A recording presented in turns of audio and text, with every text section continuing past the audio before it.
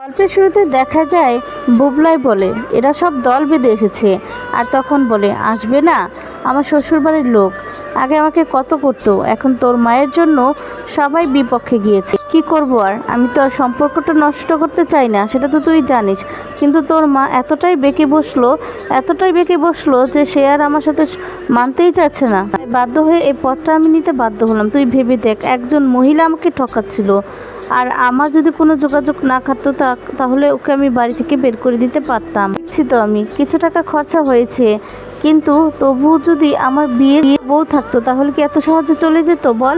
তখন বর্ষা বলে কখনো না, কখনো যেত না। দেখুন বাবা, রুদ্রর মা যে সেটা বুঝতে পারছে না তা কিন্তু নয়, মহিলা স্বীকার করতে চাইছে না, স্বীকার করলে তো ওনার সমস্যা, তাই না? ওনার উনি যেভাবে জীবনযাপন করতে চায় আরেকজনের সাথে, সেটা তো তাহলে করতে পারবে না। দেখুন বাবা, নতুন কাকুর সঙ্গে মামুনির যে একটা সম্পর্ক আছে সেটা তো আর আপনার কীভাবে বোঝাতে হবে না। আর তখন দেখা যায় বুবলাইয়ের খারাপ লাগে। বুবলাই বলে বর্ষা প্লিজ কেন বাবাকে এরকমভাবে এমপ্রেস করছো? আর তখন বলে না, আমি তো করছি না, আমি যা সত্যি তাই বলছি। আর তখন এদিকে দেখা যাবে বলে বুবলাই কি বলছে রেও, এরপর বলে তোমার বৌমার ব্যাপারে কথা বলছে। তখন বলে ও মা, আমি যদি জানতাম এমন ওর মনে আছে তাহলে কি দুধ কলা দিয়ে পুষতাম। বর্ষা তখন বলে ঠাম্মি, তোমার বৌমার কথায় না আবার গলে যেও না। তখন বলে কি বলছো তুমি, আমি ওর কথা খাই না, ওর রান্নাটা পর্যন্ত আমি খাই না, ওর সাথে কথাও বলি না, আমি কি ওরটা খাই বলো? আর তখন বলে যে হ্যাঁ হ্যাঁ সেই কথাটাই বলবো। এরপর বলে তুমি তো আমাকে রান্না করে দাও। বর্ষা বলে আমি এখনকার কথা বলছি না ঠাম্মি, আমি পরের কথা বলছি। দেখো কেসটা কোঠে উঠেছে, আবার যদি জিতে যান ওনারা তো আবার আসতে চাইবে, আমাদের দলে আসতে চাইবে, তো তখন যদি আপনি গলে যান সেটাই বলেছি, তখন ওরা দেখবেন ঠিক পাল্টি খাবে।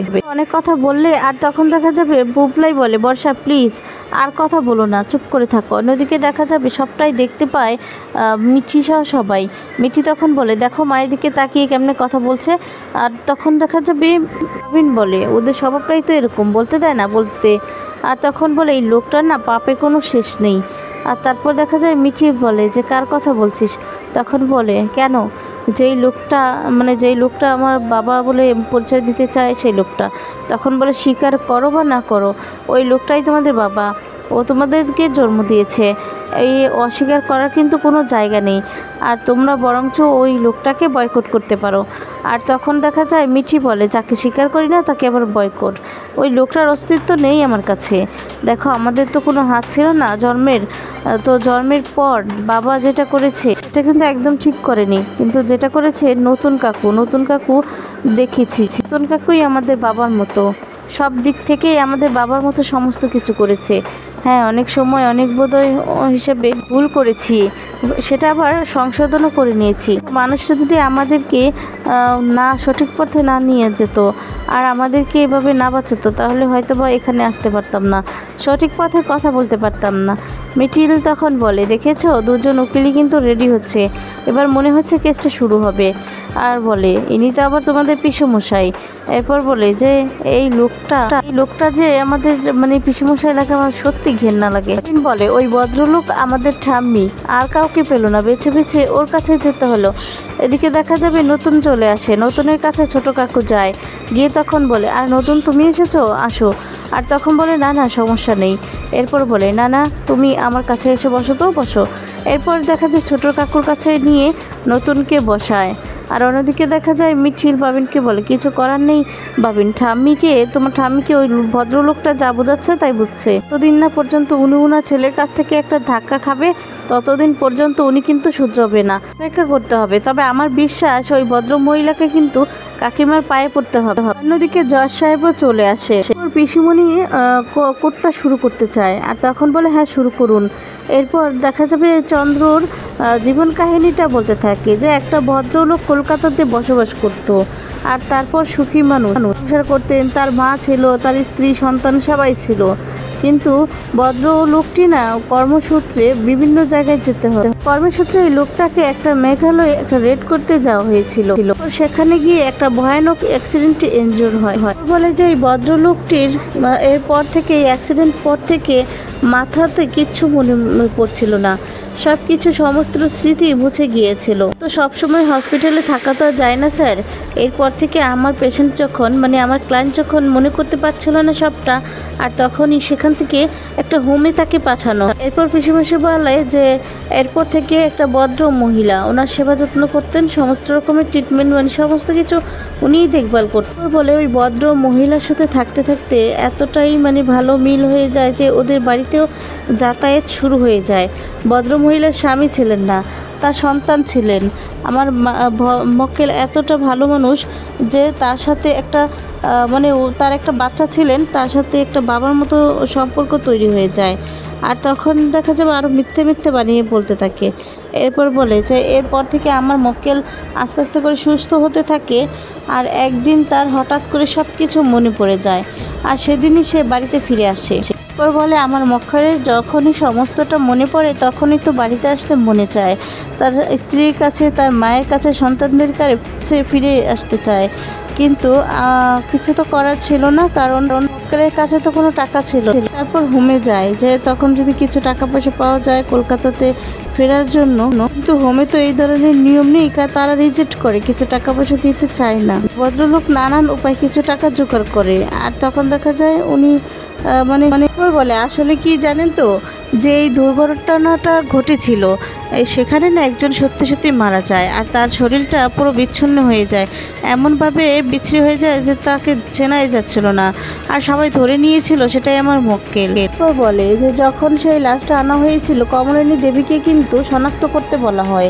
কমলিনী দেবী কিন্তু সে সমস্ত কিছুই করেন। পিসিমশাই বলে যে আসলে এখন যেহেতু ফিরে এসেছে, এখন কিছুতেই কমলিনী দেবী কিছুতেই রাজি হতে চাইছেন না ওনার সাথে সংসার করতে, উনি ওনাকে রিজেক্ট করছে। এই বলে কমলিনীকে দোষী প্রমাণ করার জন্য নানানভাবে নানান কথা বলতে থাকে, যাতে করে দোষী প্রমাণ করা যায় কমলিনীকে। আর কমলিনীকে নিয়ে নতুনকে নিয়ে কথা বলে, কমলিনীকে নিয়ে নতুনকে নিয়ে সমস্ত রকমের নানান কথা বলে। এরপর দেখা যায় তার মন্তব্য শেষ করে। আর তখনই সেখানে কমলিনীর পক্ষের উকিল মেয়েটি বলতে থাকে যে ইওর অনার, আমি কিছু বলতে চাই। উনি তো ওনার কথা বলে ধামাচাপা দেওয়ার চেষ্টা করেছে। সে বলতে চায় যে আমি পুরো ঘটনাটি আপনাকে পুরো ঘটনাটা খুলে বলতে চাই। আর তখন বলে আপনি যদি অনুমতি দেন আমি শুরু করব। জজ সাহেব অনুমতি দেয়। এরপর দেখা যাবে থাকে আসলে উনি একটা কাজে যান, আর সেখানে গিয়ে নাকি একটা বিস্ফোরণ ঘটে। হ্যাঁ, সেটা ঘটেছে, কিন্তু ওনার খবরটা কে নিয়ে এসেছিল? ওনার একটা বন্ধু, যে কিনা ওনার সমস্ত রকমের সব কিছু জানতো। আর তখন বলে যাওয়ার পরপরই একটা চিঠি আসে। ওনার যখন যে খবরটা আসে, যে মৃত্যুর খবরটা, তখন একটা বডিও আনা হয়, কিন্তু সেই বডিটা যে ওনারই সেটা তো আর নিশ্চিত করে বলা যাচ্ছিল না।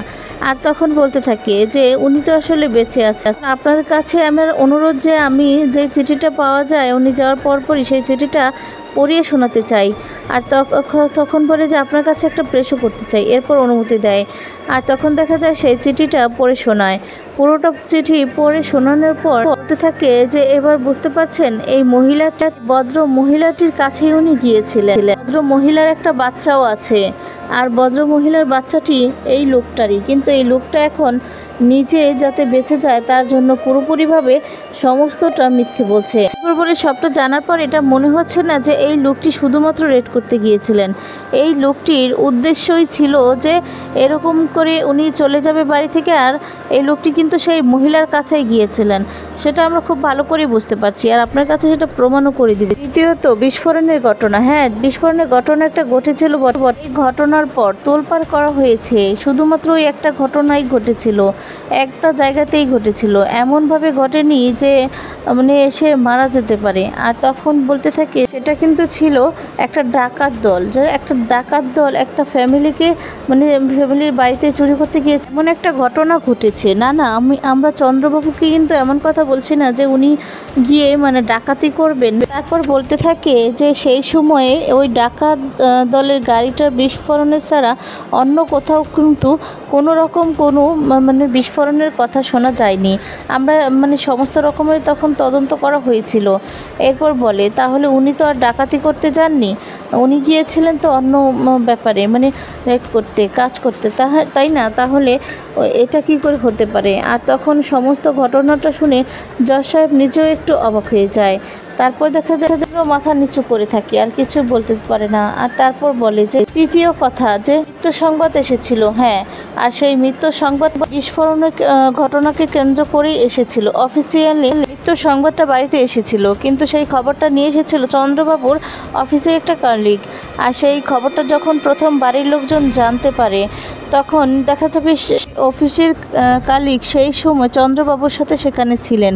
আর সে আগে থেকেই সমস্ত ঘটনা, ওনার সমস্ত প্রকৃতিটা জান। সেখান থেকে ফিরে এসে ভুল বোঝায়, বাড়ির মানুষকে সবাইকে মিথ্যে বলে, একটা মিথ্যে বলে সাজিয়ে কথা বলে। এরপর দেখা যাবে কমলিনীর পক্ষের উকিলটা এত সুন্দর করে বলে যে সমস্ত কিছু গুছিয়ে বলার পর বলে যে এর মানে বোঝা যায় যে ওই অফিসের কলিগ এর সাথে অনেকটা আগে থেকেই সমস্ত রকমের একটা প্ল্যান ছিল, এরকমেরই একটা প্ল্যান ছিল। তখন এই সমস্ত কথা শুনে খুশি হয়ে যায় নতুন। পর বলে 4 নম্বর প্রশ্ন যে ওনার অফিস কি করলো, ওনার অফিস কি করলো। আর এরপর হচ্ছে কমলিনী দেবী কি যাননি ওনার অফিসে খোঁজখবর করতে গিয়েছে, কিন্তু ওই চন্দ্রবাবুর অফিসে কিন্তু একই কথা বলা হয়। আসলে ওই যে লোকটা যে বলেছে, লোকটা এসে মৃত্যুর খবরটা দিয়েছে, তার কথা অনুযায়ী অফিসে সেরকমটাই বলা হয়। এরপর বলে এরপর থেকে মাঝ অবধি আটকে যায়, আর তারপর থেকে আমাদের সবটাই অজানা। তো বন্ধুরা, আজকের আপডেটটি তোমাদের কেমন লেগেছে? পরবর্তী আপডেট পেতে চ্যানেলটি সাবস্ক্রাইব করে রেখো। ধন্যবাদ।